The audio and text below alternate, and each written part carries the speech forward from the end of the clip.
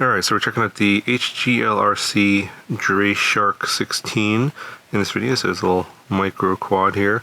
Came in this box and some Spirit propellers there. These Gemfan bi-blade 40mm propellers. And there's this little cover here on the box. They call this the Baby Shark 16 in this, but I think this was probably some marketing material made before they actually finalized the name, but it's called Drashark, which is short for Dragon Shark, Dragon plus Shark. And you can see, like, basically the name comes from the little canopy that houses the receiver, the VTX antenna, and the camera. It looks a little bit like a shark. I guess you can see some teeth right there, and a little tiny tail in the back there. So, yeah, obviously TPU. And so, yeah, it's a little, basically 1S micro quad. Going to be good for things like parks, places where you don't want to attract a lot of attention, where people are going to be noticing it. And it's going to be pretty quiet on this setup here. You can barely hear it when it's more than, say, like 10 feet away. The battery tray here, also TPU, just clip in on the sides of the carbon here. And the thing is, like, it does not come attached in the box. So this came with that on the side. So you have to, if you want to use this as storage, you have to take the battery tray off. It's not super difficult to do, but it does take a little bit of extra time if you happen to want to use this as a transportation box. The carbon plate here that holds everything together, obviously you have a lot of cutouts here, some bracing. It's fairly strong. I didn't have any like breaks in the crashes I had, and it doesn't really flex that much, so pretty good carbon. Only 1.5mm thick, but I don't need a lot for something this tiny. The flight controller is an all-in-one. There's two versions of this flight controller, similar to the way Happy Mile does their setups, and this one here comes with the Crossfire receiver, and the Crossfire receiver is kind of buried inside this TPU canopy. And there's an onboard video transmitter, I think 100, 200 milliwatts power switchable, and 5 amp ESCs that are flashed with BlueJay firmware. The receiver that's on the Express LRS version is built into the flight controller board, the all-in-one board. So that one comes with that special Betaflight firmware with, I believe, well, actually, I don't actually know which version of Express LRS is on that one at all, because I did not get that version.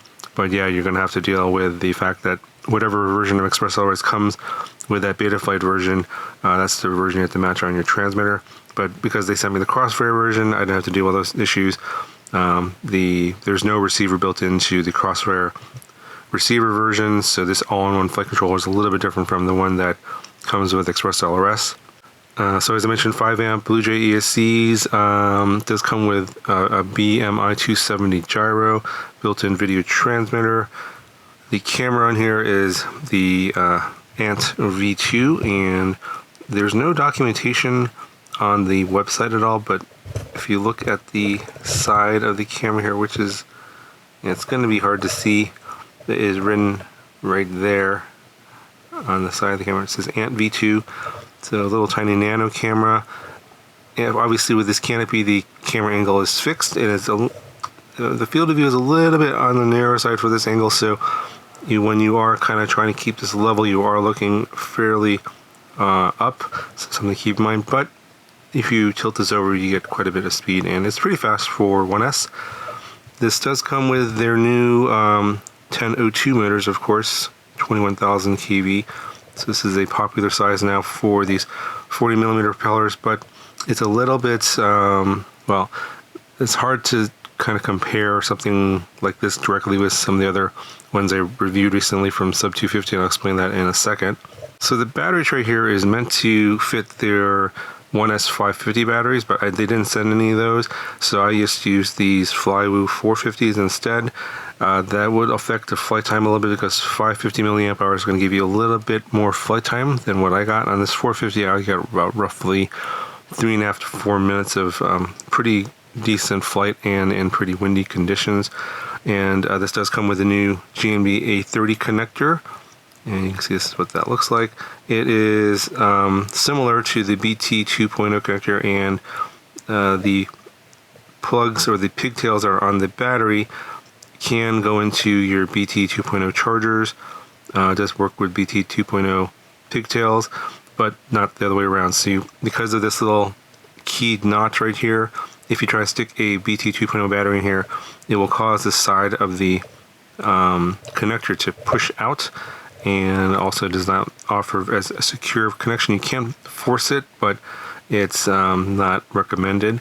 But yeah, they basically have this connector now to basically give you a little bit more current and less voltage sag compared to the PH 2.0 connectors. So in terms of how this compares to other micros that I've flown, this is most close to this Nazgul conversion that I made.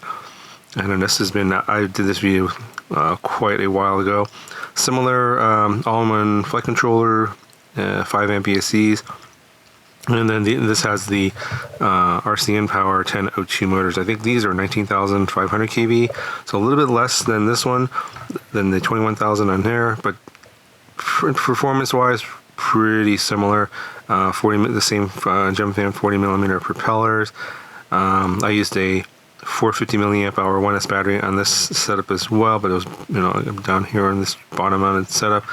But the biggest difference is this has the PH 2.0 connector. So if you go back and watch that video, you'll see there's more voltage sag compared to this one, because of the better connector. The A30 connector just doesn't. You can go more aggressive on the throttle with less voltage sag, but the difference is in terms of the conditions I was flying. It was much windier flying this Drashark around on that day versus the Nazgul, and that does make a difference in terms of how it looks like it's performing in the wind versus it's gonna be hard. It's gonna be hard to really tell how much of a difference there is, but you can see the battery voltage on the screen, and then based on, I'm actually flying, I think, the footage here is the same location, so you should have an idea of like how that voltage sag compares.